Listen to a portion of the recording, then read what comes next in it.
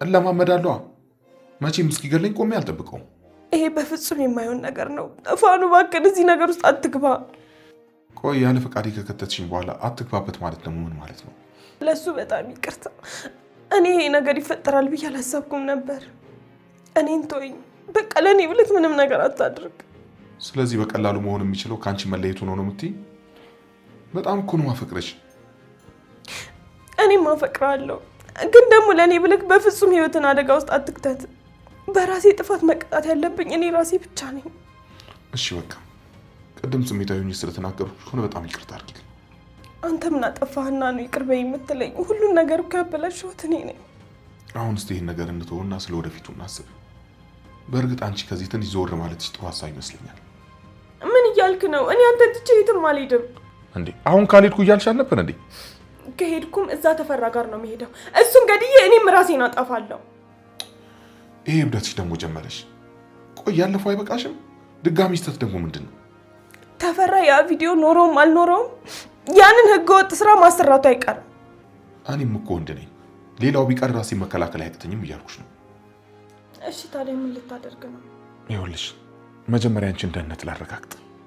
ከዛ በኋላ ከነናሆምና ከሲምባ ጋር ሆኜ ማድረግ የሚገባኝ ነገር ሁሉ አደርጋለሁ።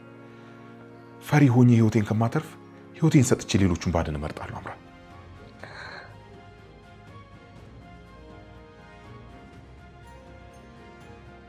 በበልሁ ቦታ አዲስ የተሾመ ኮማንደር አለ እያሉ ነው። ከክፍለ ሀገር ነው ተቀይሮ የመጣው አሉ። ታዲያ ከኔ ጋር እንዲሰራ ዳጎስ ያለ ጉርሻ ስጠው። ምን እያረክ ነው? ቀስ እያልክ እንደዳ እንጂ አንተ።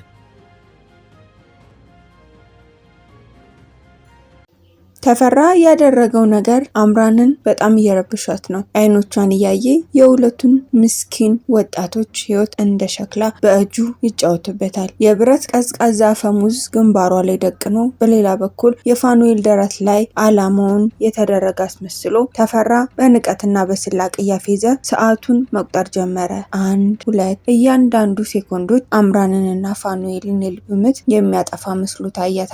ተፈራ አምራንን በጥበብና በጭካኔ የታሸገ ቀጭን ትዕዛዝ አስተላለፈ። ወይ እሷን ትገያታለሽ ወይ ደግሞ ዶክተሩ ይገደላል አላት። አምራን በፍርሃት እጅና እግሯ እየተንቀጠቀጠ አይኖቿ በእንባ ታጥበው የምስኪኗ ልጅ ህይወት ላይ እንድትቀጥፍ ተገደደች። ጥይቱ ሲተኩስ የወጣው ድምፅ የዛን ምሽት ጸጥታ ብቻ ሳይሆን የአምራንን ህሊና ለዘላለም ሰበረው። ደሙ ወለሉ ላይ ሲፈስ የዛች ንጹህ ሴት የመጨረሻ የህመሙ ጩኸትና የጋረጣት የአይኖቿ እይታ በአምራን አእምሮ ላይ እየተመላለሰ አምራንን ይረብሻታል። ነፍሰ ገዳይ ነኝ፣ በእጄ ሰው አጥቻለሁ። እግዚአብሔር በፍጹም አይምረኝም። እኔ እኮ እንደዚህ አይነት ሰው አልነበርኩም። ይህን ማድረግ እኮ አልፈለኩም። አምራን በጭንቀት ውስጥ ሆና ራሷን የት እንዳለች ማወቅ እስከሚሳናት ድረስ ተጨናነቀች። አምራን በድንጋጤ አብዳለች።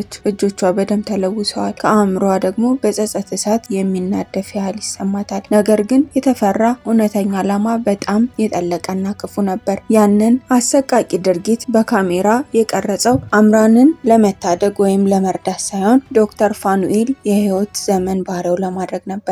ተፈራ ከዛች አሰቃቂ ቪዲዮ ማስረጃ በኋላ ዶክተር ፋኑኤልን በህገወጥ ሰው አካል እና የኩላሊት ነቅሎ መሸጥ ንግድ ውስጥ ሊዘፍቀውና የቀዶ ህክምናው መሳሪያ እንዲሆን ወጥመድ ዘረጋ። ፋኑኤል ግን በከባድ ቁጭትና ህመም ውስጥ ሆኖ የሰው ህይወት እያጠፋህ ለኔ ህይወት ታድናለህ፣ ይህ የህክምናው ሙያ ሳይሆን አእምሯዊ የከፋ አጋንንታዊ ስራ ነው ብሎ ቢጮህበትም ተፈራ ግን በፍጹም ቅዝቅዝና መረጋጋት ያለው እየመሰለ የዓለም አሰራሩ ነው። ዶክተር በጥቁር ገበያ ህይወት ይገዛል፣ ይሸጣል። ከአንዱ ትወስዳለህ፣ ለሌላው ትሰጣለህ። አንተ ሙያን ስጠኝ፣ እኔ ደግሞ የፈለግከው ሚሊዮኖች ሰጣሃለሁ ሲል የሰይጣን ፍልስፍናውን ያነበንባል። በዚህ ሁሉ መሃል አምራን በፍቅር በቁጣና በኃጢአት እሳት ውስጥ እያረረች ነበረ። ፋኑኤል ከዚህ አጋንንታዊ አደጋ ድርጊት ለማዳን ስትል ራሷን አሳልፋ ለመስጠት ወይም ተፈራም በገንዘብ እጇ ራሷ ለመግደል ቆርጣ ወሰነች። ለአንተ ስል ወደ እሳት ውስጥ ገባለሁ፣ አሁንም ያንን አውሬ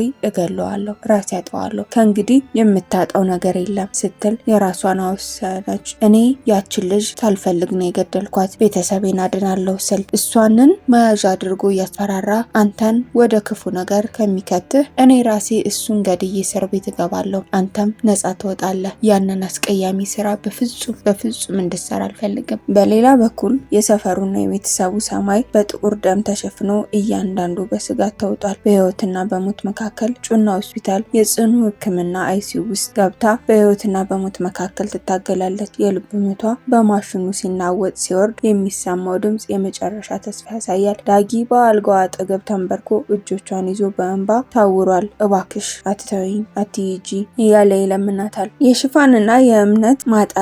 ይሄ ሁሉ የሆነው በዛ በአቶ ተፈራ ምክንያት ነው። ሲምባ የነገሩን ከባድነትና የተፈራን ረቂቅ ሴራ ተረድቶ ከሌሎች ጋር ይከራከራል። አምራን ራሷንና ፋኑኤልን ለማዳን ስትል ተራ የዘረጋችው ወጥመድ ሙሉ ቤተሰቡን አሳልፎ ሊሰጥ ይችላል። አሁን ላይ የራሷን ህይወት ለማትረፍ የፈለገችውን ታደርጋለች። በፍጹም አምራንን ልናምናት አይገባም ሲል ከባድ ማስጠንቀቂያ ሰጠ። ናሆም ግን አይ አምራን እንደዛ አይነት ሰው አይደለችም። ወደዚህ ህይወት የገባችው የእኛን ቤተሰብ ለማትረፍ ስትል ነው። ከኛ ቤተሰብ ላይ በፍጹም ይሄን አታረግም። ራሷን አሳልፋ ትሰጣለች እንጂ ለሞት ይሄንን አታረግም ይላል። ሲምባ ደግሞ እኛ እኮ እንረዳትም አላልንም። ለኛ ብላ ነው ችግር ውስጥ የገባች። እንረዳታለን፣ እናግዛታለን፣ ግን አናምናትም።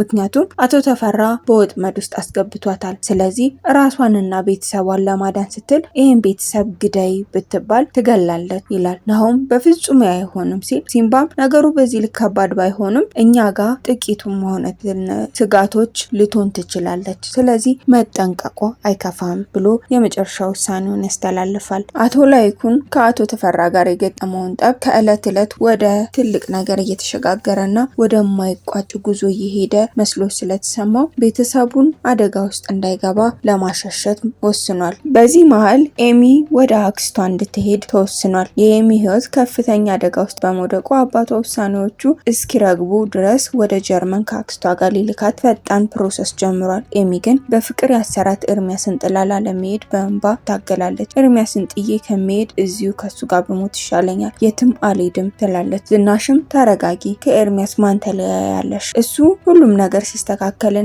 እኛ ነገሮችን ስናስተካክል የሚደርስ ነገር ነው። አሁን ግን እዚህ መሆን የለብሽም ይላል። ኤሚ ግን ውሳኔዋን አልቀየረችም። ላይኩንም የኤሚን ግትርነትና የመጨረሻ ውሳኔ ሲረዳ ኤርሚያስ ፓስፖርት አለው ሲል ለሱም ፕሮሰስ ሊወስንለት ጀመረ። ኤሚም እሱ አብሮኝ ከሄደ እስማማለሁ ስትል ውሳኔዋን አጸደቀች። ተፈራ ሀገሪቱን ህጉንና ፖሊሱን በእጁ የጨበጠ ያህል ይሰማዋል። የቀድሞውን ታማኝ መርማሪ ከጨዋታው ውጭ ካደረገ በኋላ ቦታውን የተተካውን አዲሱ ኮማንደር በከባድ የገንዘብ ጉቦ ለማደለልና ሙስና ተፈላጊ ወንጀል ውስጥ ለማድረግ ስልታዊ እንቅስቃሴ ጀምሯል። ማንኛውም ሰው ከህግ በላይ ሊሆን አይችልም፣ እውነትም ቀስ ብላ ቢሆን ታሸንፋለች የሚለውን የናሆምና የአቶ ላይኩን እምነት በተፈራ የገንዘብ ጉልበትና የጥቁር ገበያ መረብ እየተናደ ነበረ። ተፈራ እያንዳንዱን ፖሊሶችና የቤተሰቦቹን እርምጃ ቀስ እያለ እያወቀ ነው። ጠላቶቹን እርስ በርስ እንዲጠራጠሩ፣ እንዲባሉና እንዲገዳደሉ ወጥመድ በየአቅጣጫው እየዘረጋ ነው። አሁን ትልቁ እና ዋናው ጥያቄ ዶክተር ፋኑኤል የህክምና ሙያውንና የአምራንን ህሊና ጩኸት ወደ ኋላ ብሎ ከአቶ ተፈራ ጋራ ይሰራ ይሆን ወይስ ተፈራ በገንዘብ ደሙ የጥበብና የጨለማ ግዛት ውስጥ ራሱን እና አምራንን እንዲሁም የላይኩንን ቤተሰብ ያወጣ ይሆን? ተመልካቾቻችን የዛሬው የታሪካችን ጉዞ እዚህ ላይ ያበቃል። በሚቀጥለው ክፍል እስክንገናኝ ድረስ ታሪኩን ከወደዳችሁት ላይክ በማድረግና ለወዳጆቻችሁ በማጋራት እንዲሁም ሀሳብና አስተያየታችሁን በኮሜንት አጋሩን። ለቻናላችን አዲስ ከሆናችሁ ሰብስክራይብ በማድረግ ቤተሰብ ይሁኑ። በቀጣይ ክፍል እስከምንገናኝ ድረስ ደህና ሰንብቱ።